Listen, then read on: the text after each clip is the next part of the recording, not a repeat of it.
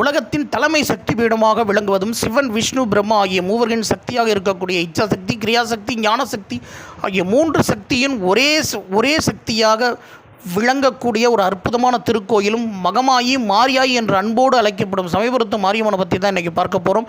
இந்த சமயபுரத்து மாரியம்மன் உருவான கதை என்ன, எதற்காக இங்கே இவங்க உருவானாங்க, எப்படி உருவானாங்க அப்படிங்கிற அனைத்து புராண கதைகளும், உலகத்தில் மனிதர்கள் தெய்வத்துக்காக பட்டினி விரதம், அதாவது சாப்பாடு எதுவும் எடுத்துக்காமல் விரதம் இருப்பதை நம்ம பார்த்துருப்போம். ஆனால் உலக மக்கள் நல்லா இருக்கணுங்கிறதுக்காக தெய்வமே சமயபுரத்து மாரியம்மனை பச்சை பட்டினி விரதம் இருக்கக்கூடிய உலகத்திலே ஒரே ஒரு அதிசய திருக்கோயில் இந்த திருக்கோயில். அம்மா பச்சை பட்டினி விரதம் இருக்கக்கூடிய ஒரு அற்புதமான திருக்கோயில். எதற்காக அம்மா பச்சை பட்டினி விரதம் இருக்காங்க, அதுக்கு என்ன புராண கதைகள் அப்படிங்கிறதையும், தங்கச்சிக்கு சீர்கொடுக்கும் ரங்கநாதர் என்னென்ன சீர்கொடுக்கிறார், எதற்காக சீர்கொடுக்கிறார் அப்படிங்கிற அனைத்து விஷயத்தையும் இன்று மாலை நம்ம பெரிய வீடியோவை பதிவிட போகிறோம். அனைவரும் பார்த்து பயன்பெறுங்க. மறந்துடாமல் நம்ம சேனலை சப்ஸ்கிரைப் பண்ணி அருகில் உள்ள பெல் பட்டனை ப்ரெஸ் பண்ணுங்கள்.